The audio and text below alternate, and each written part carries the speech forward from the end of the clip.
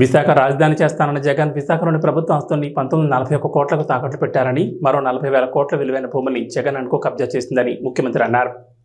ఇది విశాఖపట్నం వాసులు, అందుకే మొన్న కాల్చి వాత పెట్టారు విశాఖపట్నం వాసులందరూ.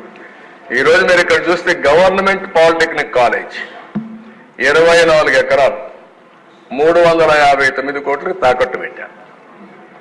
డైరీ 30 ఎకరాలు 309 కోట్లు తాకట్టు పెట్టాడు. గవర్నమెంట్ ఐటీఐ కాలేజ్ 17 ఎకరాలు 270 కోట్లు తాకట్టు పెట్టాడు. కడాన పోలీస్ క్వార్టర్స్ 9 ఎకరాలు 215 కోట్లు తాకట్టు పెట్టాడు. Training production centre of disabled welfare పాపం వాళ్ళు కూడా వేశాడు. 19 ఎకరాలు 157 కోట్లు పెట్టాడు. ఈ బంగ్లా 10 ఎకరాలు 203 కోట్లు. R&B క్వార్టర్స్ 3 ఎకరాలు 99 కోట్లు. కడాన రైతు బజారు కూడా వదిలిపెట్ల 4 ఎకరాలు అంటే 90 కోట్లకు తాకట్టు పెట్టాడు. సర్క్యూట్ హౌస్ మనం ఉండే అప్పుడప్పుడు పోయి ఉంటారు, దాన్ని కూడా 3 ఎకరాలు 40 కోట్లు పెట్టాడు. పీడబ్ల్యూ ఆఫీస్ 4 ఎకరాలు 79 కోట్లు.